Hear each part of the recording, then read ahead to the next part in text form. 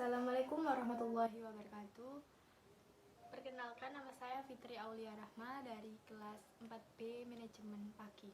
Di sini saya akan menjelaskan tentang analisis usaha retail Hypermart untuk memenuhi tugas matkul manajemen bisnis retail. Sebelum saya menjelaskan materi, saya akan memperkenalkan nama-nama anggota saya. Pertama, Dea Putri Latifah. Kedua, Fitri Aulia Rahma. Ketiga, Lutfa Anissa. Keempat, Yuni Rahmawati. Latar belakang Hypermart. Perkembangan zaman menjanjikan suatu peluang dan tantangan bisnis baru bagi perusahaan yang ada di seluruh dunia. Salah satunya perusahaan usaha retail Hypermart. Hypermart adalah sebuah jaringan hipermarket di Indonesia yang dimiliki oleh PT Matahari Putra Prima Tbk. Meliputi 100 gerai, Hypermart menyatakan dirinya sebagai retail modern yang menargetkan bisnis kelas menengah yang berkembang. Hypermart adalah salah satu jaringan supermarket besar di Indonesia yang dimiliki oleh PT Matahari Putra Prima Tbk. Sejak pertama kali didirikan pada tahun 2004, Hypermart telah berkembang pesat dan memiliki banyak cabang di seluruh Indonesia. Pada awalnya, Hypermart hanya memiliki beberapa toko di Jakarta dan sekitarnya, tetapi kemudian berkembang ke seluruh Indonesia termasuk kota-kota besar seperti Surabaya, Bandung, Medan, dan Makassar. Hypermart menyediakan berbagai macam produk mulai dari makanan dan minuman, produk kecantikan, peralatan rumah tangga, alat-alat elektronik, pakaian, dan masih banyak lagi. Selain itu, Hypermart juga menawarkan berbagai promo dan diskon yang menarik bagi pelanggan setianya.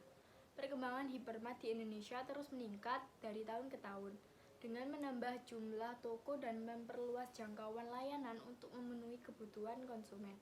Meskipun persaingan di industri retail semakin ketat, Hypermart terus berupaya untuk tetap menjadi pilihan utama bagi konsumen dengan menawarkan produk berkualitas dan layanan yang memuaskan. Perkenalkan, saya Lutfa Anissa, NIM 241221098, kelas 4B Pagi. Sejarah Hypermart. Hypermart adalah perintil dan department store yang mulai beroperasi sejak 2004. Hypermart besar ini dulunya diawali dengan berdirinya toko kecil bernama Mickey Mouse yang didirikan Hari Darmawan di gedung 2 lantai seluas sekitar 150 meter persegi di Pasar Baru, Jakarta pada tahun 1998. Pada 1972, Matahari yang berdiri di bawah bendera PT Matahari Putra Prima Tbk berhasil menjadi pelopor konsep toko serba di Indonesia. Silan ini, Matahari mengembangkan sayap dengan membuka sinar matahari di Bogor pada tahun 1980. Pada 14 Juli 1991, Matahari melakukan ekspansi bisnis pertama yang ditandai dengan mengoperasikan supermarket Superbazar. Dari sini Superbazar berubah menjadi Matahari Supermarket pada tahun 2000. Matahari kemudian memisahkan bisnis ini menjadi bisnis independen demi kemajuan perusahaan. Dengan mengembangkan bisnis perusahaan baru seperti Matahari Supermarket, ternyata kebutuhan konsumen Indonesia terhadap adanya supermarket semakin besar. Supermarket saja tidaklah cukup sehingga perlu didirikan Hypermart. Maka marketplace di WTC Serpong dirubah menjadi Hypermart pertama yang beroperasi sejak 22 April 2004. Baru dari Hypermart ini adalah memudahkan konsumen menemukan barang belanjaan primer dan sekunder dalam satu tempat. Hypermart didesain dengan suasana hangat, menyenangkan, dan bersahabat. Konsep ini pun direspon baik oleh pelanggan sehingga Hypermart terus berkembang. Kesuksesan Hypermart tidak lepas dari sumber daya manusia yang mumpuni, kelengkapan jenis barang yang mencapai lebih dari 3.000 item dengan harga lebih terjangkau di kelasnya, hingga bentuk promosi yang dikemas secara kreatif. Kenapa Hypermart dikategorikan dalam usaha retail? Hypermart dapat dikategorikan dalam usaha retail karena Hypermart merupakan sebuah toko retail yang menjual berbagai macam produk kebutuhan sehari-hari seperti makanan, minuman, pakaian, peralatan rumah tangga, elektronik, dan sebagainya. Sebagai toko retail, Hypermart membeli barang dalam jumlah besar dari produsen atau distributor, kemudian menjualnya kembali kepada konsumen akhir dengan harga yang lebih tinggi untuk mendapatkan keuntungan. Hypermart juga biasanya menawarkan harga yang bersaing dan promosi yang menarik untuk menarik pelanggan dan meningkatkan penjualan. Selain itu, Hypermart biasanya memiliki lokasi yang strategis dan mudah diakses oleh konsumen, sehingga konsumen dapat dengan mudah mengunjungi atau membeli produk dari toko tersebut.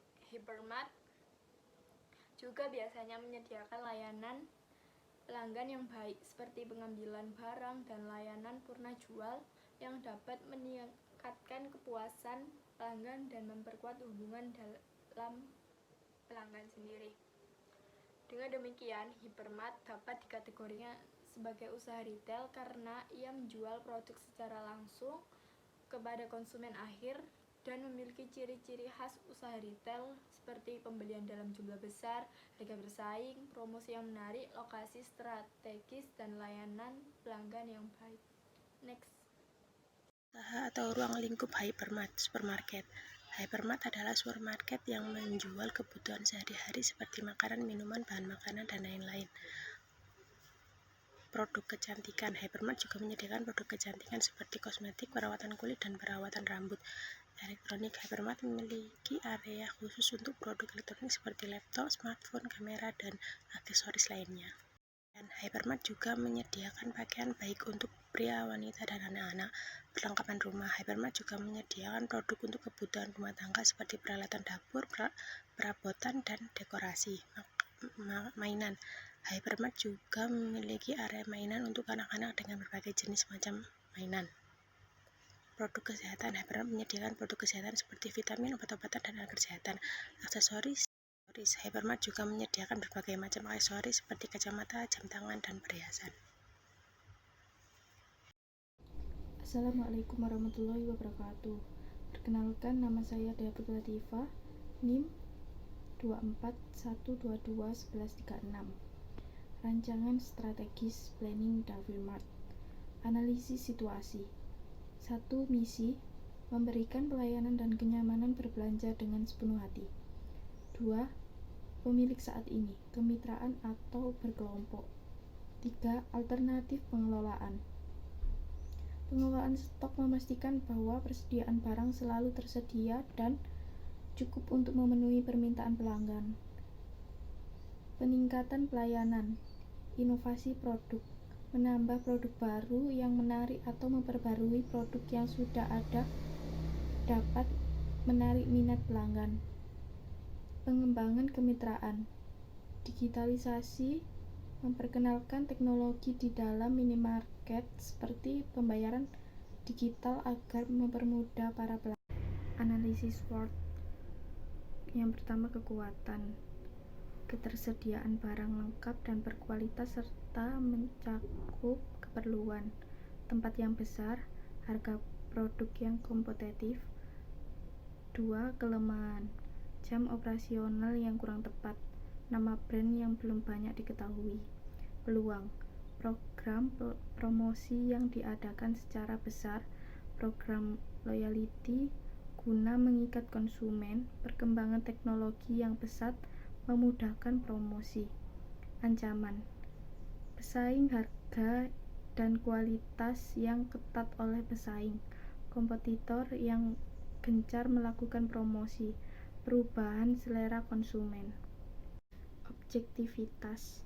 Yang pertama, sales, penjualan. Proses penjualan dimulai dari pelanggan yang datang ke toko dan memiliki produk yang mereka inginkan.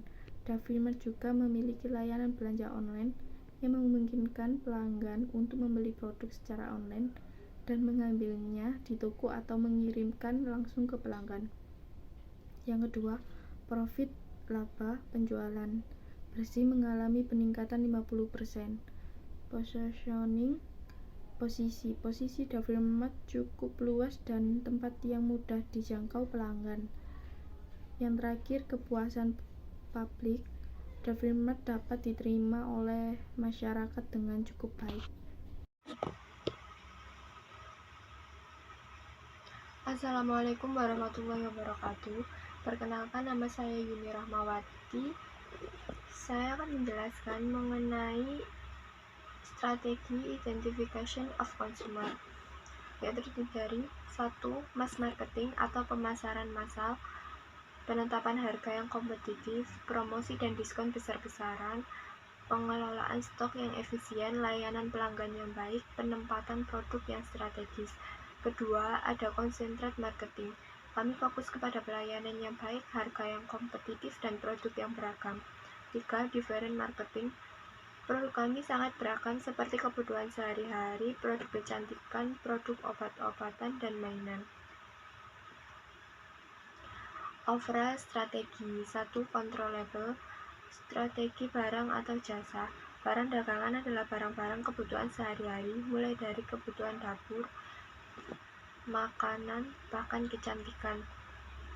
Strategi lokasi. Memilih tempat yang mudah dijangkau atau di tengah kota, menghindari dengan kehadiran pesaing yang kuat, mempertimbangkan lokasi yang memiliki potensi pertumbuhan di masa depan. Strategi penetapan harga. Supermarket ini menggunakan daftar harga untuk semua barang, dan juga harga yang lebih terjangkau dari toko-toko lain. Strategi promosi, terdapat diskon atau promo pada hari-hari tertentu. Uncontrollable, lingkungan konsumen, menyesuaikan apa yang diperlukan oleh konsumen dan selalu update terhadap hal baru. Lingkungan kompetitif, pembukaan market lain mempengaruhi penjualan. Lingkungan hukum, selalu berhati-hati dalam mematuhi semua hukum sepenuhnya. Lingkungan ekonomi, resesi lokal dapat mempengaruhi penjualan secara substansi.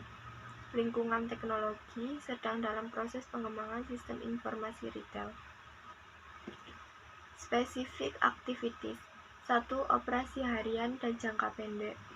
Menyesuaikan harga pada umumnya, menawarkan barang dagangan secara eksklusif. 2. Tanggapan terhadap lingkungan, bertindak tepat sehubungan dengan kebutuhan masyarakat dan tindakan pesaing.